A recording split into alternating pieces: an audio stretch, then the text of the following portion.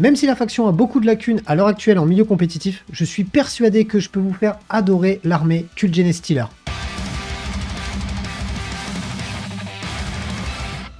Bienvenue dans cette nouvelle vidéo de Faction Focus. On va s'attaquer aujourd'hui au Cult Genestealer, faction que j'ai adoré et que j'ai commencé en V8. Avant d'aller plus loin, je vous invite à mettre le pouce bleu sous la vidéo, à rédiger votre avis dans les commentaires sur comment sauver le codex Cult Genestealer à l'heure actuelle. Vous pouvez activer la cloche pour recevoir les notifications des nouvelles vidéos qui sortent en temps réel. Et pour ceux qui en ont marre de la pub, je vous invite à aller sur Tipeee pour découvrir tout le contenu de la Wargame Room sans aucune publicité, avec dans la mesure du possible un accès anticipé à certains contenus. Si vous voulez continuer d'aider le studio dans son développement, je vous invite à acheter vos figurines chez MyHobbyPlace. Vous êtes de plus en plus nombreux à le faire et je vous remercie pour ça. Ça aide énormément le studio à se développer. Pour ma part, vous pouvez me retrouver tous les lundis soirs à partir de 20h30 sur Twitch. C'est revenu, c'est le lundi. Je vous attends de pied ferme. Et si vous êtes un fervent admirateur de la Wargame Room, je vous invite à vous rendre sur la boutique officielle, sur le site officiel du studio pour vous procurer un de ces magnifiques t-shirts. L'hiver arrive à grands pas. Vous avez aussi des sweats à capuche. Bon allez, trêve de bavardage et de publicité, on va parler aujourd'hui du codex Cult Genestealer. À la limite, entre l'humain et le Xenos, l'armée Cult Genestealer comprend dans ses rangs donc des anciens gardes impériaux corrompus par l'esprit de la ruche, même s'il a depuis longtemps existé au sein de Warhammer 40 000 au travers de figurines en métal qui étaient très peu représentées sur le champ de bataille, et ils ont eu le droit à leur faction officielle, il me semble d'ailleurs en V8. Et on est là sur l'armée qui, selon moi, propose le gameplay le plus original du jeu, ou du moins le plus personnel et différent des autres. Je me suis paraphrasé, ça veut dire la même chose, différent des autres, original, enfin bref, vous m'avez compris. Original pourquoi? Eh bien pour la simple et bonne raison que la règle d'armée n'est connue nulle part ailleurs dans aucune règle d'aucune autre armée de Warhammer 40 000, puisque la règle générique, donc l'embuscade du culte, toutes les figurines qui sont dotées de cette règle vont avoir la possibilité de revenir une fois qu'elles sont détruites. Sous condition bien évidemment et avec un jet de dés, parce que sinon c'est trop facile. En plus de ça, les personnages qui sont détruits, eux, ne peuvent pas être ramenés à la vie. Faut pas déconner non plus. La totalité des unités de ce codex ont le droit d'être mis en frappe en profondeur, sous réserve de la limite autorisée par le format de jeu. Donc il vous faudra étudier et pratiquer un bon paquet de fois cette armée avant de pouvoir la maîtriser, puisque ça reste à l'heure actuelle peut-être une des factions les plus difficiles à maîtriser au sein de l'édition.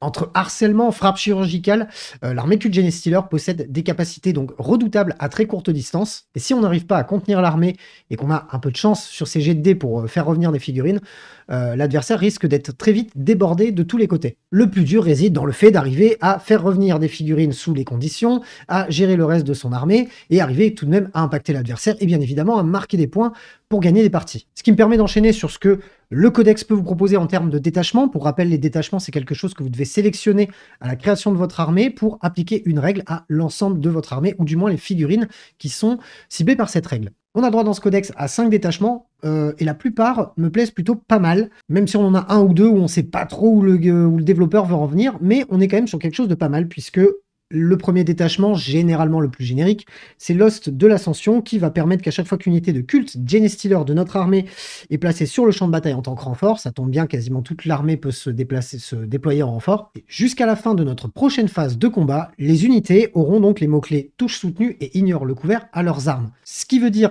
vu que c'est jusqu'à la fin de la prochaine phase de combat, ça veut dire que ça touchera toutes vos armes de tir et vos armes de mêlée. C'est les unités Cult Genestealer, ça colle à l'entièreté du codex. Les stratagèmes sont quant à eux pas très spécifiques non plus, certains touchent surtout l'infanterie ou les lignes, mais rien de particulier à dire en termes de spécificité. En tout cas, ce détachement me paraît être le plus adéquat si on a envie de jouer un petit peu de tout sur la table, principalement des unités qui arrivent en embuscade et qui vont avoir de l'impact au moins à courte distance ou au corps à corps. Le deuxième détachement, c'est celui que je trouve peut-être le moins intéressant du codex, c'est la congrégation du Xenocredo. Elle nous permet en fait, pour chaque unité d'hybride acolyte, d'hybride métamorphe, d'hybride néophyte, donc les hybrides grosso modo, ce qui en soi font une bonne partie de ce qui est bon dans le codex. Le problème, si vous voulez, c'est que leur règle spéciale, donc le fanatisme inconditionnel, fait que lorsqu'ils sont menés par un personnage uniquement, ils vont avoir la possibilité de relancer leur jet d'advance et de charge. Au passage, si la figurine est un magus, un primus ou un acolyte garde-icône, on aura la possibilité d'avoir un insensible à la douleur sur cette figurine et non pas sur l'unité. Ça aurait été beaucoup trop fort, mais l'idée aurait été pas mal. Concrètement, ce détachement-là m'inspire pas. Les stratagèmes sont ultra portés aussi autour des personnages, ça me plaît quand même pas énormément. La seule bonne chose, c'est qu'on a des bons boosts au niveau des hybrides métamorphes, hybrides néophytes, hybrides acolytes, qui sont de très très bonnes unités dans ce codex. Malheureusement, la règle générale est, selon moi, assez impactante pour justifier qu'on la joue. On a ensuite le couvain de Biosanctifié qui clairement fait partie d'une de mes règles de détachement préférées. Le problème derrière ça, c'est que ça ne touche que les figurines aberrants et les figurines Genestealer pure souche. La règle est très très bonne dans le sens où à chaque fois que l'on aura fait combattre cette unité, on va pouvoir donc jusqu'à la fin de la phase ajouter un leurs caractéristiques d'attaque des armes de mêlée dont elles sont équipées. Sur des Genestealer pure souche qui coûtent pas très cher, ça commence à faire, je crois, 5 attaques par bonhomme. Quand on met le bon personnage dedans, le patriarche, on a en plus un mot-clé sur les armes en plus qui est assez fort. Je trouve la règle d'armée très très forte. Le seul souci, c'est que de une, j'aurais bien aimé que les Genestealer pure souche puissent devenir ligne dans cette armée. Ça aurait pu justifier le fait de jouer plein de packs de Genestealer. Là, on ne pourra en jouer que 3 puisque ça n'est pas une unité de ligne. Et l'autre souci, si vous voulez, c'est que ça concerne aussi les aberrants et Biofagus. Donc Biofagus qui est le personnage qui accompagne systématiquement les aberrants parce qu'il est très fort avec eux. Le souci, c'est que les aberrants coûtent à l'heure actuelle beaucoup trop cher dans le codex pour être vraiment justifiables dans une liste. On notera tout de même que l'on peut tout de même aussi leur rajouter un 1 à leur jet de charge. La règle est vraiment intéressante dans sa globalité. Le problème, c'est que les unités sur lesquelles la règle va s'appliquer sont encore un petit peu trop chères, surtout les aberrants dans ce codex. Par contre, les stratagèmes et les amélios sont assez sympas. En fait, il manque pas grand-chose pour que ce détachement, qui est un de mes préférés, devienne vraiment très fort, parce qu'en fait, il suffirait juste d'enlever beaucoup de points, pas mal de points aux aberrants, pour les rendre vraiment jouables. Et là, je pense que cette règle-là serait très très forte. Le détachement suivant, c'est la griffe pionnière. Elle va mettre en avant les unités donc montées, donc vos motards, ainsi que les véhicules de votre armée. Et la règle est vraiment pas mal, dans le sens où elle vous permet de doubler la capacité d'objectif contrôle des unités donc montées et véhicules. Et de plus, à chaque fois qu'on sera à la fin d'une phase de commandement, les unités qui sont sous notre contrôle avec les motards vont le rester, même si ces motards se dégagent des objectifs. Et ça, c'est plutôt cool, parce que vous verrez que les unités de Jackal sont pas les unités les plus fortes du jeu, loin de là, même du codex, mais sont des unités qui coûtent pas très cher et qui ont une très forte mobilité, et qui, dans ce détachement, vont prendre encore plus d'ampleur puisqu'ils vont doubler leur objectif contrôle et en plus garder les objectifs. J'aime beaucoup cette règle, c'est très tactique, très basé sur le scoring et sur la prise d'objectif. C'est quelque chose, je pense, à tester. L'ensemble des stratagèmes, ce détachement, sont là aussi portés autour des véhicules et des jackals, ce qui est à peu près normal. Et c'est un des détachements que j'ai le plus envie de tester aussi. Et le dernier détachement, c'est celui qui est orienté autour de l'Astra Militarum. Je salue la tentative de Games Workshop, ils le font beaucoup au travers de pas mal de détachements dans certains codex. Mais là aussi, même si je trouve ça très sympa dans l'histoire, dans le sens où avec 2000 points, on peut avoir 1000 points d'Astra Militarum dans notre armée, et que la règle, mine de rien, est pas dégueulasse, ça va typer clairement l'armée vers quelque chose, je pense, en tout cas, d'anti-véhicule. Pourquoi ? Parce qu'à chaque fois qu'une unité Astra Militarum est choisie pour tirer, on va sélectionner donc l'unité ennemie qui est à moins de 18 pas et visible d'elle. On va être obligé de mettre tous nos tirs dedans. Mais par contre, après ça, les unités Genestealer Cult qui tireront dans cette unité auront un +1 à la touche. Et la règle, quand on y pense, en règle pure, on se dit « Waouh, c'est pas mal, hein, toutes les armes lourdes vont tirer méga plus... » Le problème, c'est qu'en Cult Genestealer, hormis des acolytes néophytes qui ont quelques armes lourdes et les packs d'acolytes hybrides qui ont les mines de démolition, ça va pas profiter à énormément d'unités dans le codex Genestealer Cult. Par contre, on peut très bien imaginer une liste d'armées, je le vois déjà, avec beaucoup de chars de la garde impériale qui tirent de loin et enfin de loin, de semi-loin, puis ça sert 18 pas, mais qui pilonnent l'armée adverse, et on envoie plein de packs en avant avec de la mine à usage unique, ou éventuellement des acolytes avec des armes lourdes en petite unité, ou voire en grosse unité, comme ça on a encore plus d'armes lourdes.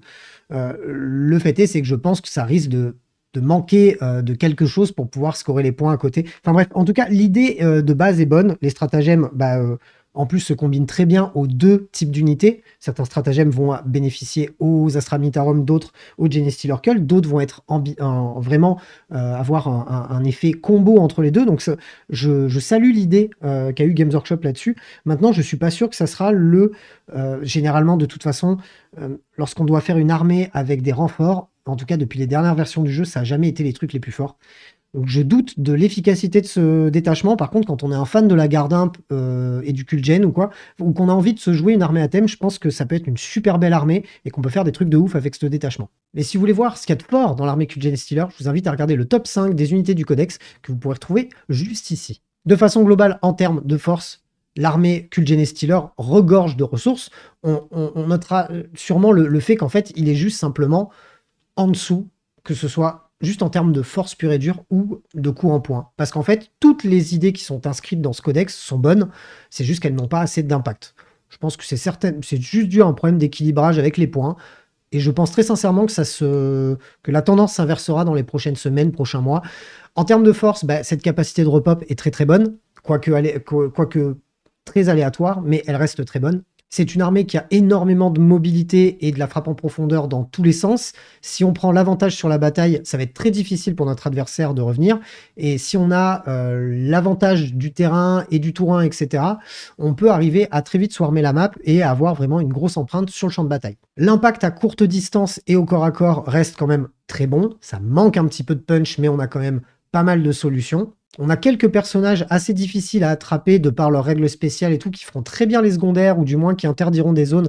Ça, c'est plutôt positif parce qu'on a une chier de personnages dans ce codex. Et pour terminer, en termes de rejouabilité et de challenge cérébral, ça fait clairement partie des points forts de cette armée, parce que je pense que les personnes qui ont vraiment envie de se torturer le cerveau pour arriver à bien jouer une armée, ils vont jouer soit Drukhari, soit Kult Genestealer, parce que c'est selon moi, en tout cas, de mon humble avis, les armées peut-être les plus cérébrales et les plus compliquées à prendre en main. En termes de faiblesse, bah, hormis le fait de souligner cet aspect global au sein de l'écriture de ce codex, de manque pur soit d'impact, soit d'un coût de points trop élevé pour quasiment toutes les unités, en autre point faible, on notera cette capacité de repop qui est autant un point fort qu'un point faible puisqu'elle est totalement aléatoire. Et si cette règle-là était beaucoup trop fiable, je pense que l'armée deviendrait automatiquement beaucoup trop forte. Et ce type de règle me gêne encore à Warhammer 40 000, même si ça rend ce codex encore plus unique.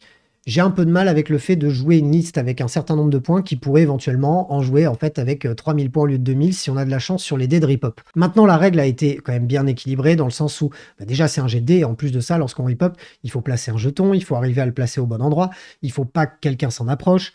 Il y a quand même pas mal de paramètres qui font que le ripop n'est pas automatique, ce qui en fait quand même aussi un point faible. Bon, et avant d'enchaîner sur le reste des faiblesses de cette armée Kult Genestealer, si vous voulez voir les 5 unités qu'il ne faut absolument pas jouer à l'heure actuelle, bien évidemment, il faut regarder cette vidéo que vous pouvez retrouver là. Bon, personne n'aura besoin de savoir lire entre les lignes pour savoir que c'est une armée qui n'a pas une énorme résilience, dans le sens où les unités les plus tanky de l'armée sont beaucoup trop chères en termes de points, puisque les aberrants sont, sur le papier en tout cas, les figurines qui devraient le tenir le plus longtemps sur le champ de bataille parce que beaucoup de points de vie, une insensible à la douleur, une endurance pas dégueulasse.